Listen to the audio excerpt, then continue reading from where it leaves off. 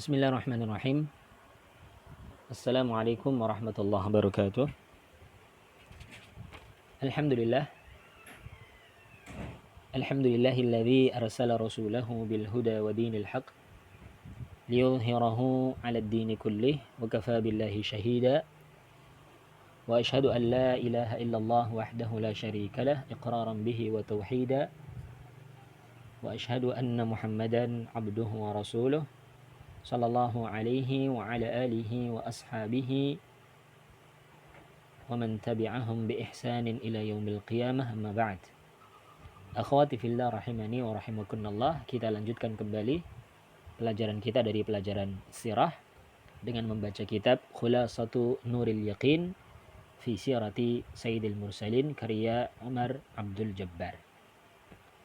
Silakan buka kitabnya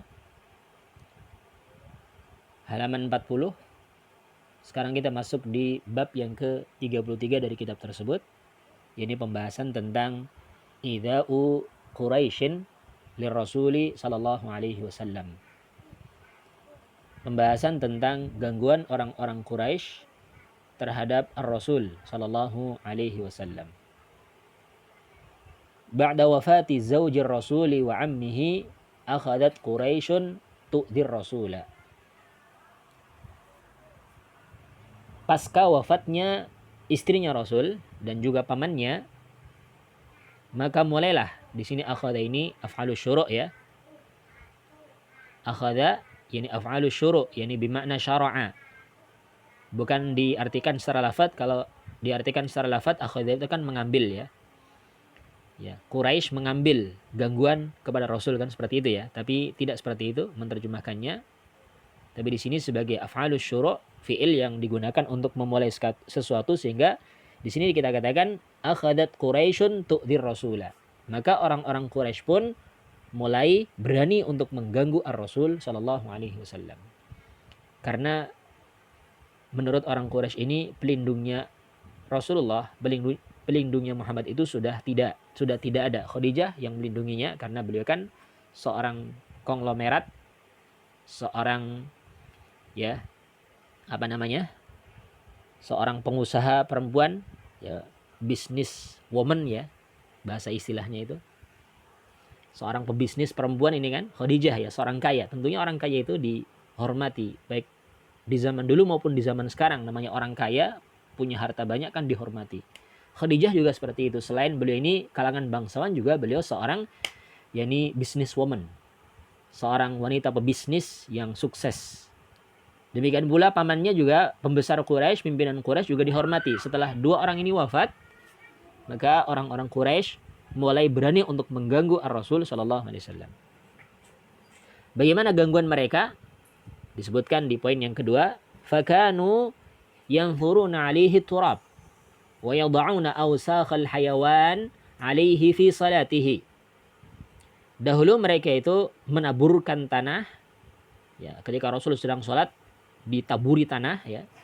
Wa yad'una awsakhal hayawan 'alaihi fi salatihi. Bukan cuma ditaburi tanah, tapi bahkan mereka meletakkan kotoran binatang. Ya. Setelah mereka menyembelih unta itu, jeroannya unta itu, orang Arab kan nggak mau makan jeroan-jeroan seperti itu ya, nggak lepel. Ya. Sehingga kalau jeroan itu bersama isinya itu langsung dibuang. Ini mereka orang Quraisy itu mengambil jeroannya unta, yakni binatang-binatang ada kotoran-kotorannya itu ya, kemudian diletakkan di atas punggungnya Rasul ketika Rasul sedang sholat, ketika sujud. Ya, ini gambaran bagaimana mereka itu betul-betul memang sangat benci dengan Rasulullah sallallahu alaihi wasallam, mengganggu sekali. Ya. Kemudian bahkan ketika mereka itu menaburkan tanah di punggungnya Rasul ketika Rasul sedang sholat, mereka meletakkan kotoran binatang di atas punggungnya ketika Rasul sedang sujud ya. Wa ta'allaqu bihi marratan wa qalu lahu, ketika mereka menggantungkan tadi kotoran-kotoran binatang ketika Rasul sedang sholat. Ya, suatu ketika mereka mengatakan, antal ladzi turidu an taj'alal alihata ilaha wahida. Bukankah kamu yang menginginkan yakni sesembahan itu dijadikan sebagai satu sesembahan saja, sambil ditaburi tanah, dilempari kotoran binatang ini, sambil mereka orang Quraisy mengatakan seperti itu, cacian-cacian. Kemudian fataqaddama Abu Bakrin wa khallasahu minhum. Kemudian Abu Bakar pun tampil. Taqaddama itu maju, maksudnya tampil.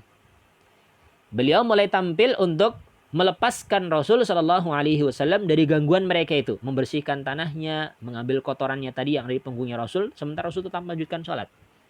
Di sini juga ada dalil ya, bahwasanya kotoran binatang yang halal itu tidaklah najis. Ya, kalau seandainya najis, tentunya Rasul kan membatalkan sholatnya ya. Beliau tetap sholat meskipun di punggungnya itu diletaki kotoran, ditaruh kotoran binatang ya. Beliau lanjutkan sholatnya sampai Abu Bakar membersihkan, baru beliau duduk dan melanjutkan sholatnya, tetap tidak membatalkannya.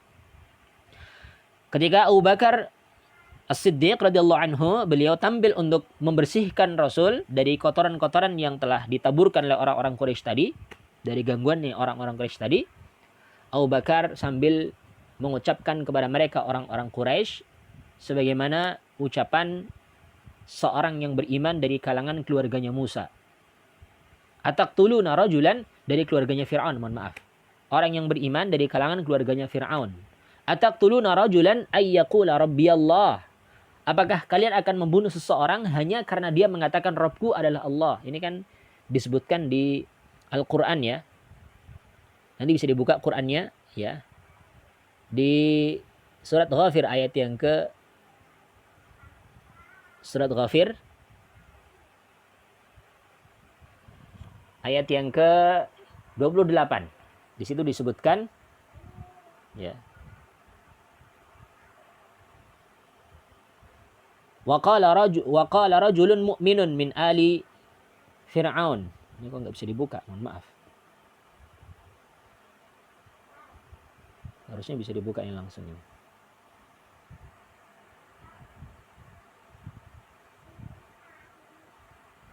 Sebentar dulu ya. Saya langsung mau buka ini kok nggak bisa.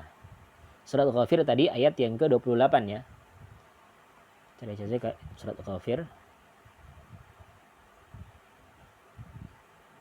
Surat Ghafir itu surat Al-Mu'min ya.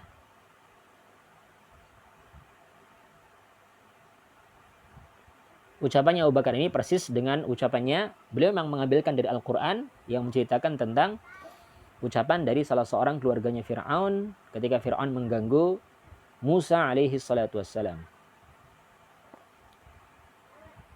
Ghafir ayat yang ke-28 tadi ya. Wa qala rajulun mu'minun min ali Fir'aun yaktumu imanahu. Ya. Berkatalah seorang yang beriman dari keluarganya Fir'aun yang menyembunyikan keimanannya. Ataqtuluna rajulan ayyaqula rabbiyallah. Apakah kalian akan membunuh seorang laki-laki karena dia mengatakan Rabbku adalah Allah, wa qad ja'akum bil bayyinati min rabbikum. Padahal sungguh dia telah datang kepada kalian dengan membawa bukti yang nyata dari Rabb kalian. Ini ya ucapannya Abu Bakar mengambilkan ayat ini untuk menegur orang-orang Quraisy yang mereka mengganggu Ar-Rasul sallallahu alaihi wasallam. Kita kembali kepada materi. Nah,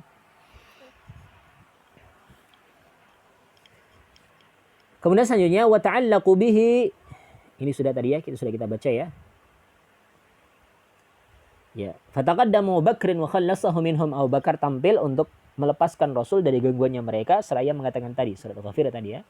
Ataqtuluna rajulan ayyaqula rabbiyallah. Apakah kalian mau membunuh seorang laki-laki hanya karena dia mengucapkan Rabbku adalah Allah? As'ilah, ada beberapa pertanyaan di sini tentang materi tadi ya. Mada amilat Quraisyun ma'an nabiyyi ba'da wafati zawjihi wa ammihi. Apa yang dilakukan oleh orang-orang Quraisy terhadap Nabi setelah wafat istrinya dan pamannya? Tadi jawabannya ya, akhadat Quraisyun tu'dzir Rasul. Orang-orang Quraisy mulai untuk mengganggu Ar-Rasul. Bimadza kanu yu'dzunahu, dengan apa mereka mengganggu Rasul? Ya, yu'dzunahu ya, yani fakanu yang furuna alihi turab, yani mereka menaburkan tanah ke mukanya Rasul, ke badannya Rasul ketika Rasul salat, bahkan wa yad'una awsakhal hayawan alihi fi salatihi, bahkan mereka itu meletakkan apa tadi? Kotoran binatang ketika Rasul sedang salat. Sini ya tadi jawabannya ya.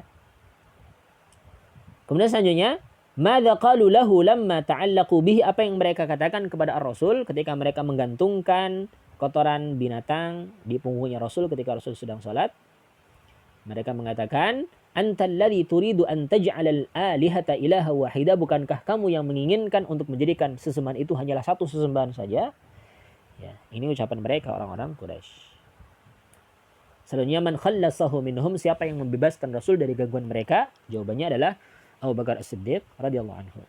Al-Khulasah, ishtadda idha'u Quraisy lin Nabi ba'da wafati zawjihi wa ammihi hatta hammu biqatlihi. Gangguan orang-orang Quraisy terhadap Nabi itu semakin memuncak setelah wafat istrinya dan pamannya. Hatta hammu biqatlihi, sampai mereka berkeinginan untuk membunuh Ar-Rasul sallallahu alaihi wasallam. Ini selesai bab yang ke-33 dari kitab yakni Khulasatu Nuril Yaqin fi Sirati Sayyidil Mursalin. Kita lanjutkan di bab yang ke-34, ya, Al-Hijratu ila Taif, hijrah ke negeri Taif, ke kota Taif. Lamma ra'a ar-rasulu, ya, ini mungkin dhammah di sini ya, sebagai fa'il ya, bukan sebagai maf'ul di situ. Dibetulkan saja nanti.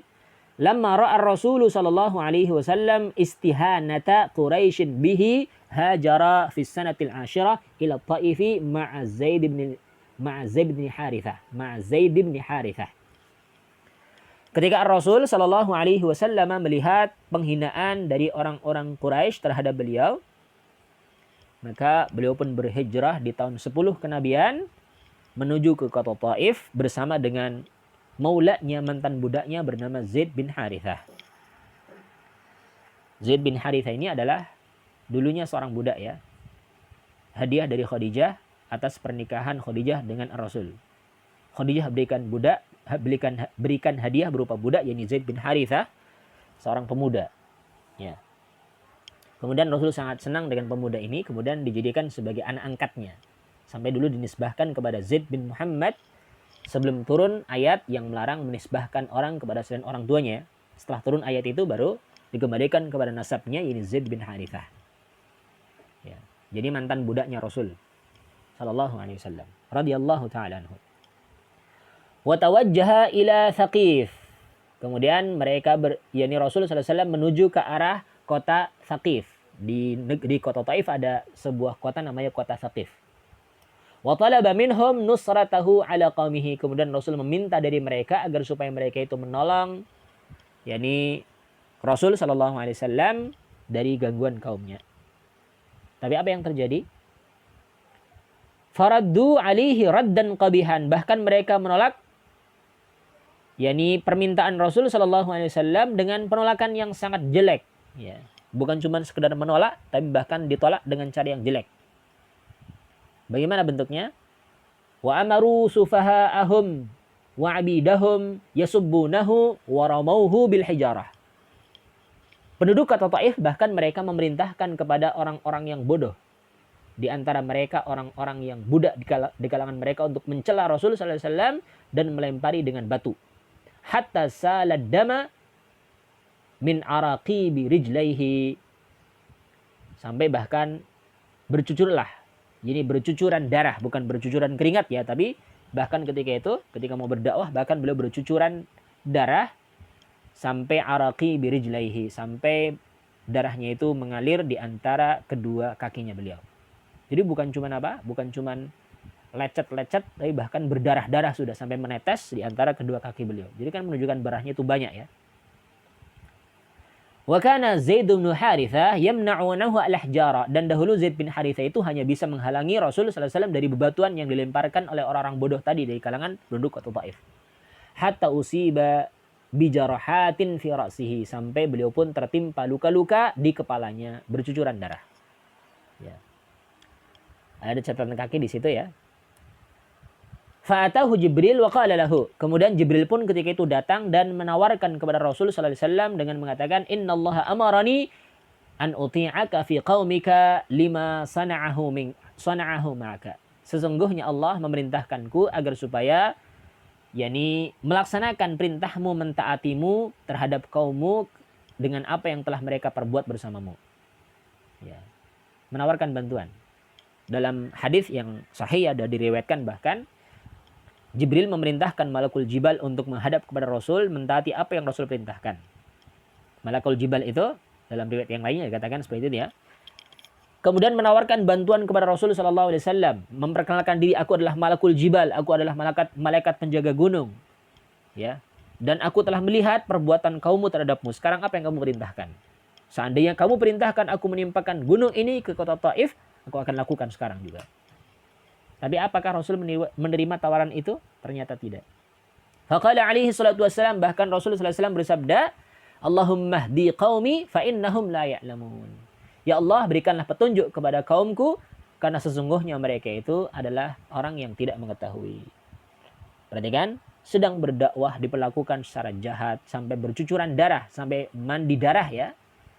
Tapi Rasul masih sempat mendoakan kebaikan dengan mengatakan, Allahumma hdi qaumi fa innahum la ya'lamun. Ya Allah, berikanlah petunjuk kepada kaumku, karena mereka tidak tahu.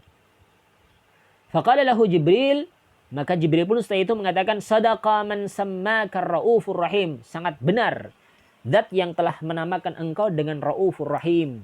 Ya, zat yang seorang yang penyantun dan penyayang. Rasul disifati oleh Allah dalam Al-Quran dengan raufur rahim. Laqad ja'akum rasulun min anfusikum azizun alaihi ma anittum harisun alaikum bil mu'minina raufur rahim. Perhatikan ya.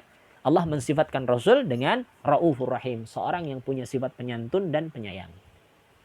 Jibril memuji Allah dengan mengatakan, sadaqa man sammaka raufur rahim. Man sammaka raufur rahim. Maha benar zat yang telah memberikan engkau nama dengan raufur rahim. Ini ucapan dari Jibril tadi ya. Kita lanjutkan. Falamma lam yanal minhum khairan. Ini di sini harusnya sukun ya. Karena di sini lam kan huruf jazm ya. Falamma lam yanal minhum khairan raja'a ila Makkah ba'da an makatha bainahum syahran. Maka ketika beliau tidak mendapatkan kebaikan dari penduduk kota Taif, beliau pun kembali ke kota Mekah setelah beliau tinggal bersama mereka selama 1 bulan. Lihat catatan kaki di situ, ya. Walamma kana binakhlin mawdi'u qurbi Taif, ketika beliau berada di daerah yang disebut dengan daerah Nakhlah, ya ini Nakhlah ya, karena di situ banyak pohon kurmanya sehingga dikatakan dengan Nakhlah, tempat dekat dengan kota Taif. Ya, wafada alaihi nafarun minal jin yastami'una al-Qur'an. Sekelompok jin ini mengirim utusan untuk mendengarkan Al-Qur'an. Ya, wa hum mimman yantamuna ila Musa salawatullahi wassalamu alaihi. Mereka ini termasuk dari kalangan orang-orang yang beriman kepada Musa, ya. Salawatullahi wassalamu alaihi. Jadi apa namanya? Jinnya ini jin Yahudi ya. Jin Yahudi mengutus teman-temannya untuk mendengarkan bacaan Al-Qur'an. Nah, falamma sami'uhu ansitu, maka ketika mereka mendengarkan Rasul sedang membaca Al-Qur'an, mereka pun diam.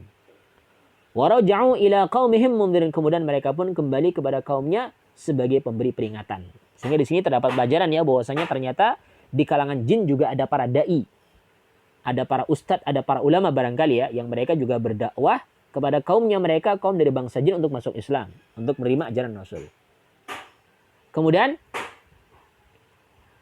wa ablaghuhum khabar Rasul, dan mereka kembali kepada kaumnya sebagai seorang pemberi peringatan dan menyampaikan kepada mereka tentang khabar ar-Rasul. Waqad qassallahu qissatahum fi suratil jin, dan sungguh Allah telah menyebutkan kisahnya mereka dalam surat Al-Jin. Sebelumnya surat Al-Ahqaf juga Allah sebutkan tentang kisah ini ya. Nanti bisa dilihat di surat Al-Ahqaf ya.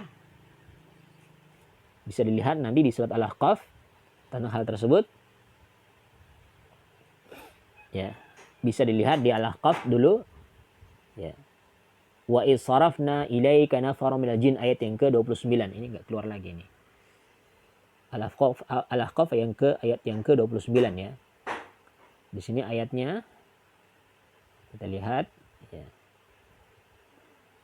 Allah Subhanahu wa taala berfirman ya, menceritakan tentang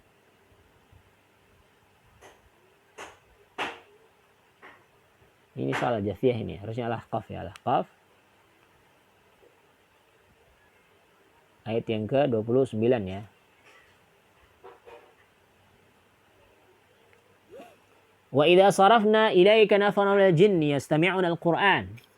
Falamma hadaruhu qalu ansitu falamma qudiya wallaw ila qaumihim munzirin.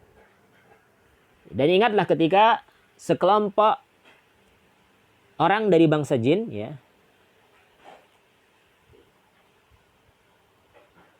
yastami'una al-Qur'an, mereka itu yakni mendengarkan Al-Qur'an. Falamma hadaruhu, ketika mereka menghadirinya, qalu ansitu, sebagian mereka mengatakan diam, kalian diam. Ini kita dengarkan apa yang sedang dibaca oleh Muhammad ini. Falamma qudiya, dan ketika sudah selesai mendengarkan hal itu, wallau ila qaumihim mundzirin, mereka berpaling, maksudnya mereka pergi menuju kaumnya sebagai seorang pemberi peringatan. Al-Ahqaf ayat yang ke-29 ya. Demikian pula di surat Jin juga disebutkan tentang hal tersebut.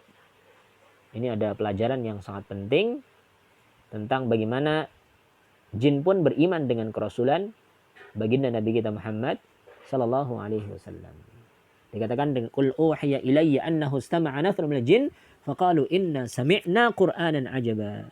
Katakan Nabi Muhammad, telah diwahyukan kepadaku bahwasanya ada sekelompok jin yang mendengarkan yakni bacaan Al-Qur'an. Kemudian mereka mengatakan inna sami'na qur'anan ajaba. Sesungguhnya kami telah mendengar Quran yang sangat menakjubkan, yahdi ila rusydi fa'amanna bih, yang memberikan petunjuk kepada jalan yang lurus, kami pun beriman dengannya, walan nusyrika bihi walan nusyrika bi rabbina ahada, dan kami tidak menyekutukan Rabb kita dengan sesuatu yang lain. Sebutkan dari surat Jin itu tentang kisah ini, tentang bagaimana yakni sekelompok jin itu pun mereka mendengarkan Al-Qur'an. Masa kalian kalah? Jin saja semangat dalam membaca Al-Qur'an, mendengarkan Al-Qur'an, masa kalian kalah? Semuanya jangan sampai ya. Kita lanjutkan di Asilah. Mata hajara Nabi sallallahu alaihi wasallam ila Taif, kapan Nabi sallallahu alaihi wasallam berhijrah ke Taif, yakni fi sanatil asyirah ya. Di tahun 10 nubuwah ya. Di tahun 10 nubuwah. Man hajara ma'ahu, siapa yang hijrah bersama beliau, yakni Zaid bin Harithah tadi ya, sudah kita sebutkan ya. Ila man tawajjaha, kepada siapa mereka itu tawajjaha, ini kepada Thaqif tadi ya. Kepada Thaqif. Thaqif ini salah satu kabilah yang ada di kota Taif. Mohon maaf tadi kabilah ya. Hal ajabu talabahu, apakah mereka menjawab permintaan Rasul? La, ma ajabu talabahu. Man kana yudafi'u anhu, siapa yang membela, yakni menghalangi Rasul dari gangguan orang-orang ya penduduk kota Taif tadi, yakni Zaid bin Harithah tadi ya. Kamuddatan iqamatahu bainahum ya. Kamuddatan berapa berapa lama ya. Kamuddatu, bukan kamuddatu iqamatihi bainahum, berapa lama Rasul tinggal bersama mereka, ini syahran ya, selama 1 bulan ya. Al-khulasah lamma ishtadda al-adha hajara an-nabiy sallallahu alaihi wasallam ila Taif. Ya. Huwa wa Zaid bin Harithah wa arada ya amrahu ala Thaqif. Faraddu alaihi raddan qabihan wa adhuhu wa kana Zaidun yadfa'u 'anil adha. Ketika gangguan orang-orang musyrikin sudah semakin memuncak, maka Nabi berhijrah ke kota Taif. Beliau dan juga Zaid ibn Harithah. Kemudian wa arada amrahu ala Thaqif. Kemudian beliau pun memaparkan urusannya kepada Thaqif, kabilah Thaqif ya. Kabilah salah satu penduduk kota Taif ya. Ada kabilah namanya kabilah Thaqif. Faraddu alaihi raddan qabihan, kemudian mereka ternyata menolak dengan penolakan yang jelek. Wa adhuhu, kemudian mereka mengganggunya. Wa kana Zaidun yadfa'u 'anil adha. Kemudian Zaid pun hanya bisa menghalangi dari gangguan-gangguan tersebut. Ini 2 bab. Mudah-mudahan bisa difahami dengan baik. Insyaallah nanti pembahasan tentang Isra'uhu sallallahu alaihi wasallam wa mi'rajuhu, pembahasan masalah Isra' Mi'raj, kita akan lanjutkan di pertemuan yang akan datang. Wallahu taala a'lam wa a'lam. Subhanakallahumma wa bihamdika asyhadu an la ilaha illa anta astaghfiruka wa atubu ilaik wa akhiru da'wana alhamdulillahirabbil alamin. Wassalamualaikum warahmatullahi wabarakatuh.